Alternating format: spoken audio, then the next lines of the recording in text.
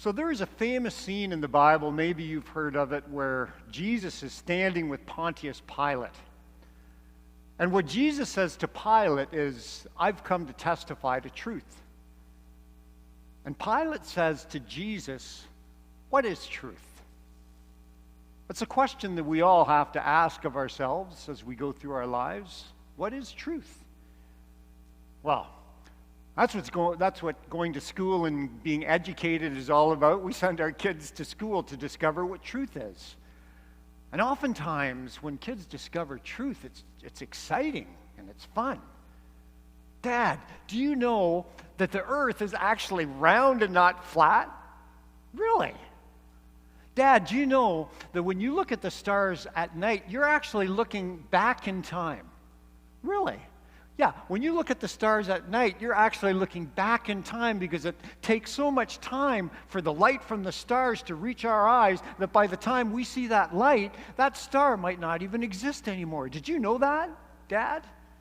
Huh, did not know that. Well, whether you're 8 or 80, part of the nature of life is just to go through the truths that we hear and discern which truths are real and which truths aren't. What is truth? Pilate asked Jesus. Good question. I remember when Haven was 8 years old, I didn't tell her I was going to tell this story, but she had a Justin Bieber t-shirt that she loved. 8 years old, that was 10 years ago. I remember she'd come out with this Justin Bieber shirt on, and it was like the most important thing ever. She was a believer. And the truth that kids were asked to believe then is that everything Justin Bieber is and does is really important. Well, we see now that it really was. Nothing against Justin Bieber. He's a nice kid then, he's a nice man now, but we put that in perspective and realize that that wasn't really true at all. There are truths that Christians believe in about God, about Jesus, and about us. And it's exciting for us to discover these truths. It's like when that angel came on the first Christmas Eve and saying to the shepherds, "I bring you good news of great joy. It'll be for all people." And they discovered this truth that Jesus was born into the world, and it brought them joy. It brought them excitement. And so here's the question, beyond Pilate's question. Here's the question for all of us, for all people, Christian or not. What is it that I'm going to believe to be true in my life? And everybody has to sift through all the different presentations of truth. You are presented with the truth over here and over here, and you're going to either check that or give it an X. You're either going to yay that or nay it. Money leads to happiness, yay or nay. Check or X. Gentleness is more important than ambition in life. Yay or nay, check or X. We're presented with all kinds of truths, and part of life is just discerning what we're going to believe to be true. Well, this church, this community of faith, believes to be true in everything that Jesus presents. What we believe to be true as Christians is that Jesus is the way, the truth, and the life. And I know that sounds exclusive to some ears, but think about it this way. Everything that Jesus is and presents, we believe to be true. For instance, compassion. Jesus lived compassion, and we saw Jesus living compassion. Yay or nay? Are we going to believe that to be true? Is that a powerful force in our life? What about service to others? When he washed the feet of his disciples, he was just saying, I want you to serve each other and I want you to serve the world. Yay or nay? Check or X? Jesus had faith. Faith is so important. Faith that there is just a bigger picture to your life that you can't even see yet. Yay or nay? Jesus said, if you love each other, you can bring heaven to earth today. That's what Jesus said. That's what we believe as Christians to be true. Prayer was so important to Jesus. Yay or nay? Check or X? The importance of living in community and the importance of friendship, that we can have something that we belong to. Everything that Jesus is and taught, Christians believe to be true. And so we get to this story in the Gospel of Matthew that Becky read. It's a story about trust. Christians believe that God is trustworthy. Christians believe that God can be trusted. Now, if you have a Bible, it's in Matthew chapter 14. I'll put up slides if you don't have a Bible at home. And this is a great story. This is kind of a classic Bible story in the sense that people who aren't Christian, or even people who don't know really anything about the Bible at all, have some kind of a sense of this story. They've heard it somewhere before. The story where Jesus walks on water. And there are a couple of key things that come out of this story that can tell us so much about what Christians believe about who God is and how God works in our lives. And so we're going to back up a bit just to the beginning of chapter 14. This is really a pretty incredible day in the life of Jesus. So what's happened at the beginning of Matthew 14 is that John the Baptist has just been executed by King Herod. Now, how that happened is King Herod was having an affair with his brother's wife. And John the Baptist confronted King Herod and told him that that wasn't a way a king should be living, an ethical and moral king, and the king of Judea. He told King Herod, you just shouldn't be doing that. King Herod didn't like John the Baptist telling him that and had him killed. Truth number one. Now, this is before we get to the story of Jesus walking on water. But out of that story, we get the truth that when you confront corrupt powers in this world, often there's a dear price to pay. John was killed for doing that. Now, Jesus and John truly were like brothers. Jesus didn't have a closer friend in the world than John. John was it. Actually, Jesus was a disciple of John's when he first began. It was John who had crowds of people following him, and Jesus was kind of an associate of John. And so when Jesus learned that John had been killed by Herod, it was painful. In verse 13, when Jesus heard what had happened, he withdrew by boat privately to a solitary place. He gets in a boat, and he just went off by himself to pray. You know, when things go bad, when we deal with death or some kind of hardship, some kind of an illness, some kind of a disappointment, a betrayal, there's a tendency for all of us to block out who God is. Like we get sort of angry at God when things go wrong. And sometimes people will use the pain in our life as proof that there is no God. If there was a God, how could this ever happen to you? For Jesus, John's killing was the most painful thing he had ever had to deal with. But he didn't turn away from God. He instead turned toward what he knew was a source of comfort, this relationship that he had with God. He knew Psalm 23, that even when I walk through the valley of the shadow of death, God, you are there with me. Jesus found strength in prayer, and he had the faith. He had that faith in his time of trial. And so this is another great truth that comes out of this story. Trust God to help you in your times of trouble. Jesus did. It's a great truth of the Christian faith.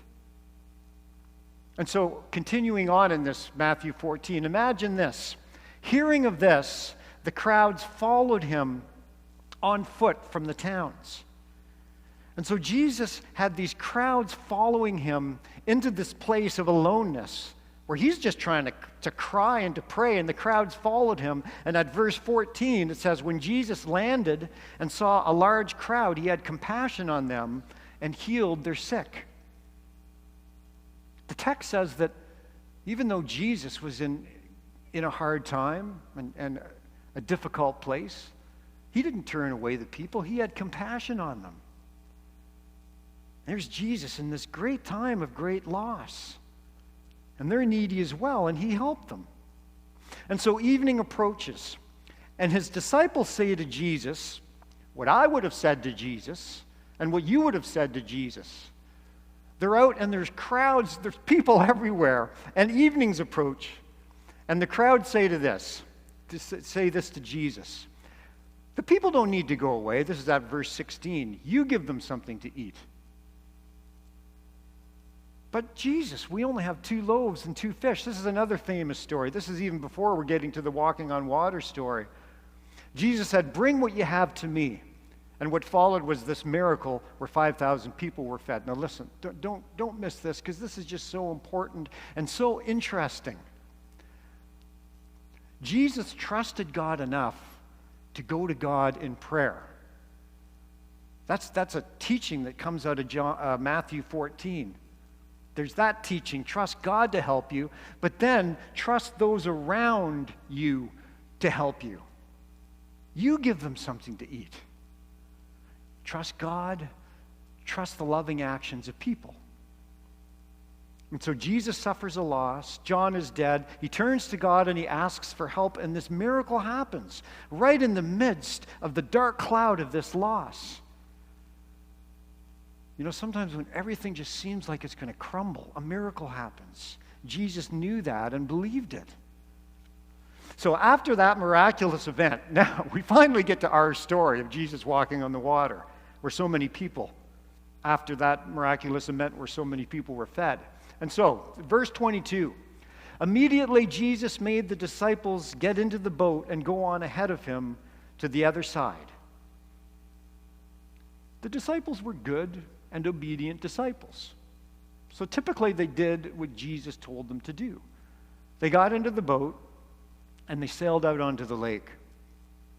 Later that night, the winds came up against the boat and they were buffeted by the waves.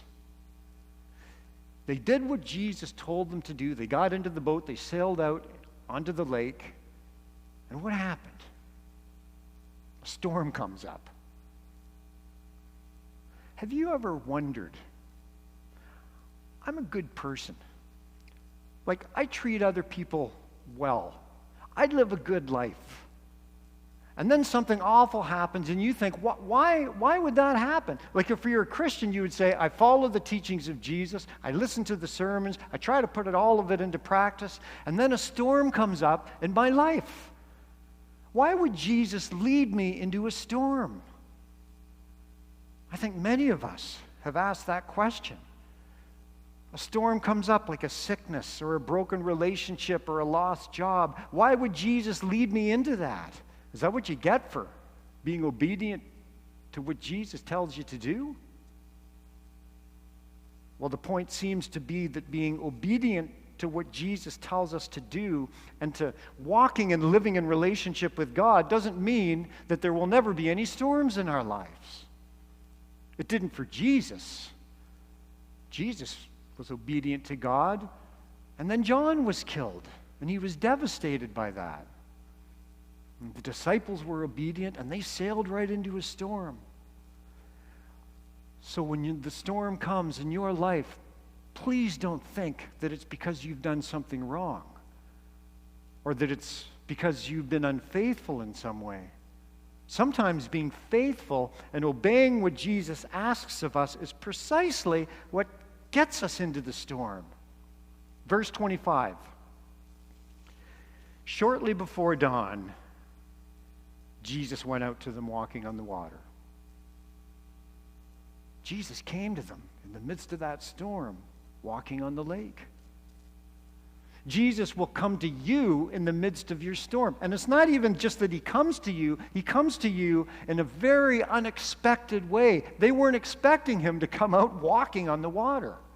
He could have come to them in his own boat, but he came to them in an unexpected and miraculous way. But back up just a bit to the beginning of that verse. When did he come?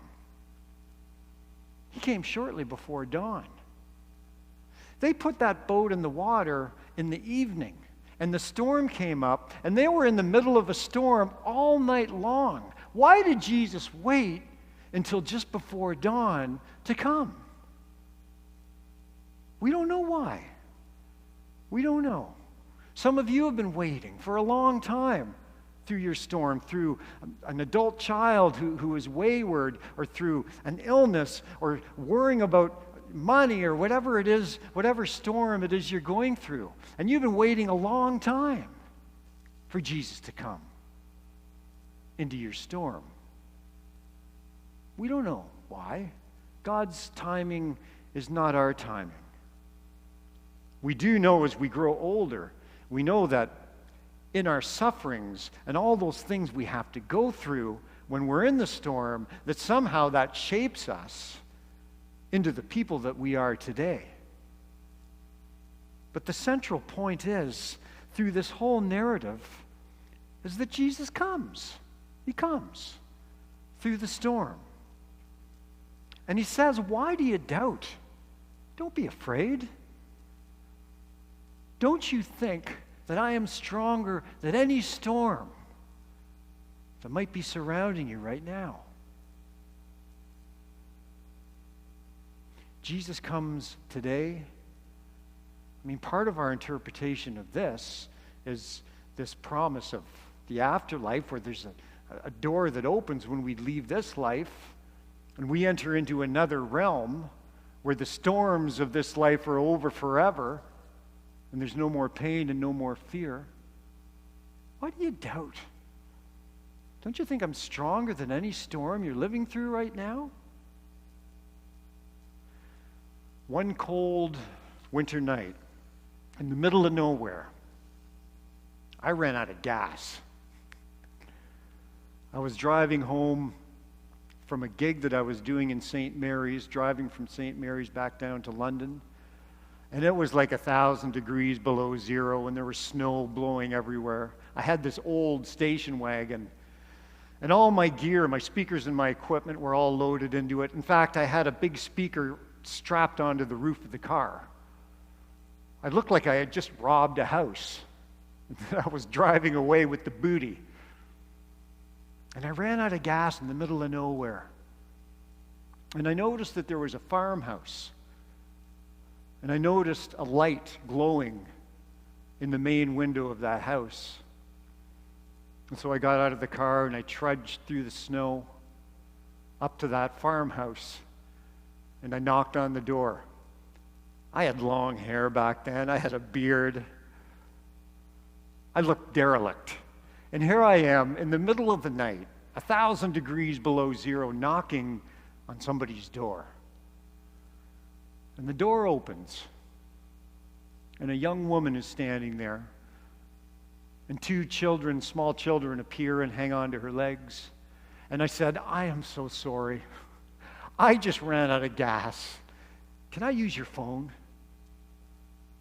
And she said, of course. Come on in. Oh, thank you so much. Thank you so much. And I went in. I took my boots off.